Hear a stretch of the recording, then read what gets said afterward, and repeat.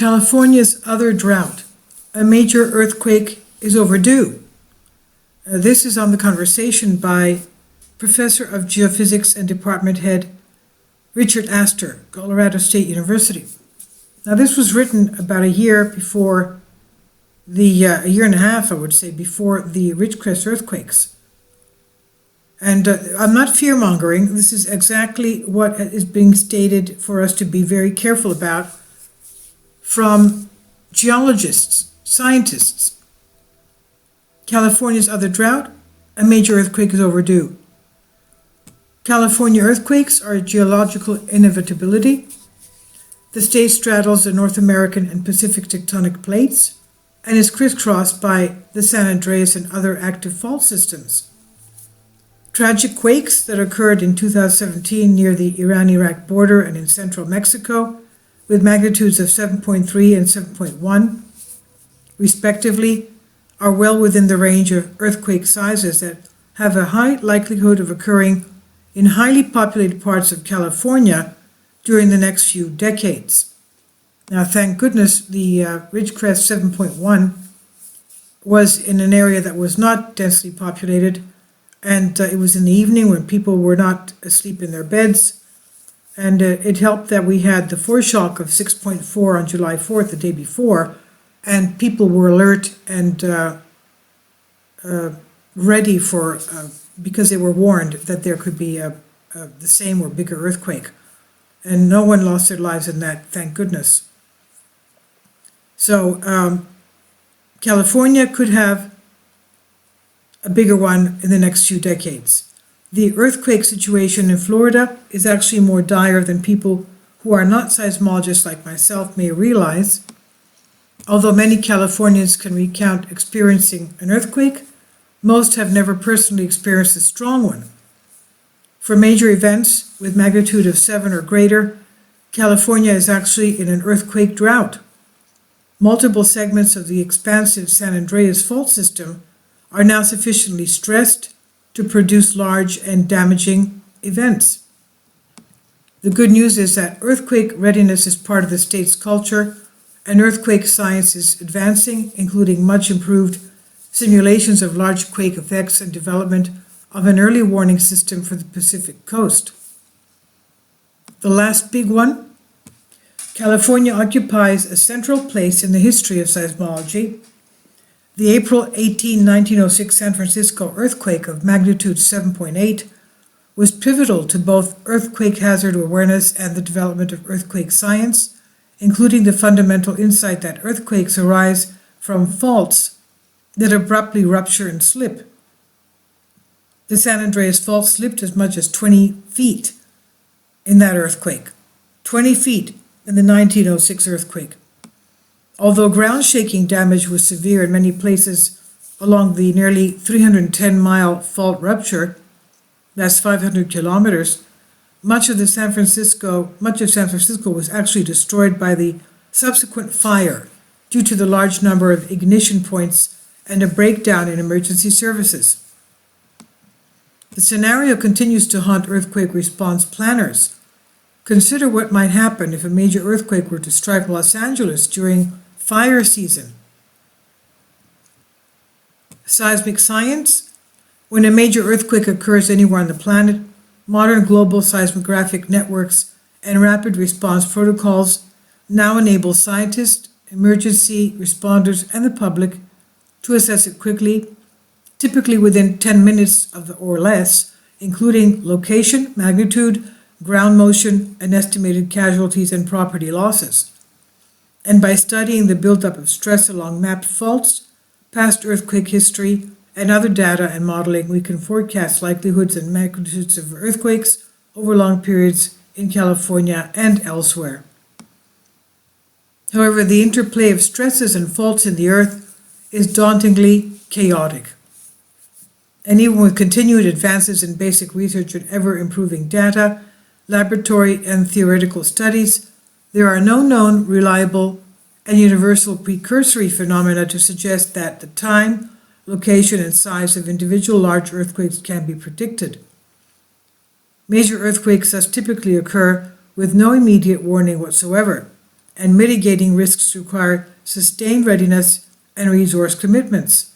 This can pose serious challenges since cities and nations may thrive for many decades or longer without experiencing major earthquakes. California's earthquake drought. In 1906, San Francisco earthquake was the last quake greater than magnitude 7 to occur on the San Andreas fault system.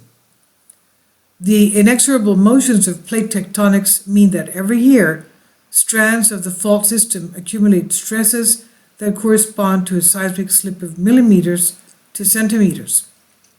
Eventually, these stresses will be released suddenly in earthquakes.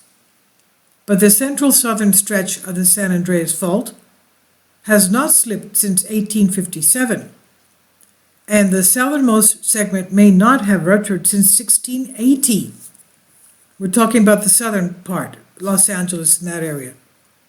The highly urbanized Hayward Fault in the East Bay region has not generated major earthquakes since 1868. Reflecting this deficit, the Uniform California Earthquake Rupture Forecast estimates that there is a 93% probability of a 7 magnitude or larger earthquake occurring in the Golden State region by the year 2045, with the highest probabilities occurring along the San Andreas Fault system. Can California do more? California's population has grown more than 20-fold since the 1906 earthquake and currently is close to 40 million people. Many residents and all state emergency managers are widely engaged in earthquake readiness and planning. These preparations are among the most advanced in the world. For the general public, preparations include participating in drills like the Great California Shakeout, held annually since 2008, and preparing for earthquakes and other natural hazards with home and car disaster kits and a family disaster plan. No California earthquake since the 1933 Long Beach event, which was 6.4 magnitude, has killed more than 100 people. Quakes in 1971 San Fernando, 6.7 magnitude. The 1989 Loma Prieta earthquake of 6.9 magnitude. The Northridge earthquake of 1994 was 6.4 magnitude. And the 2014 South Napa was 6 magnitude. And we also had, of course, the 6.4 and 7.1 at Ridgecrest, July 4th and 5th of 2019. Now, each caused more than $1 billion in property damage, but fatalities in each event were remarkably dozens or less.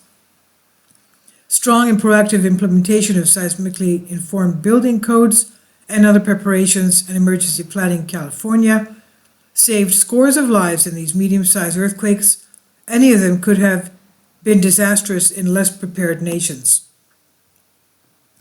Nonetheless, California's infrastructure, response planning, and general preparedness will doubtlessly be tested when the inevitable and long-delayed big ones, quote-unquote, big ones, not just one but many, occur along the San Andreas Fault system.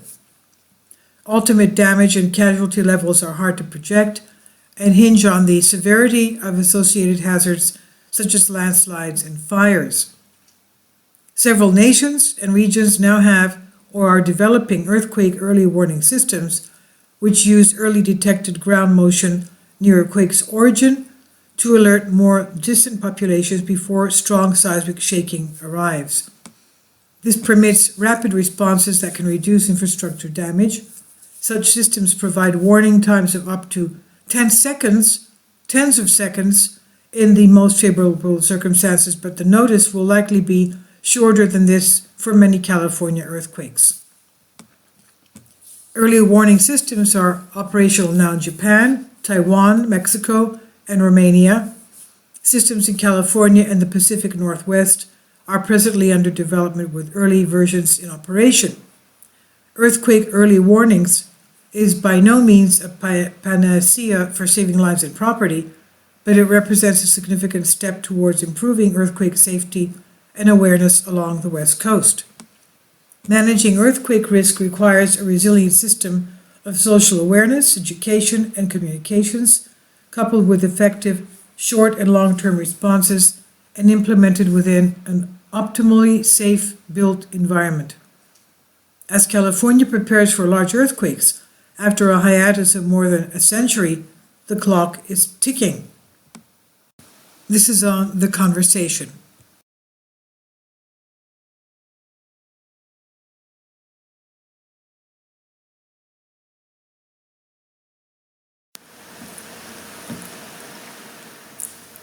If you'd like to join me on my Patreon account, you will hear content not covered by mainstream media. These riveting stories will be based on my research, and I will state my opinions and give my personal insight on diverse and controversial subjects and world events not covered by mainstream media, and not supported by YouTube guidelines. So whatever I have on my Patreon, most of those will not be on my YouTube channel. Please consider becoming a member today.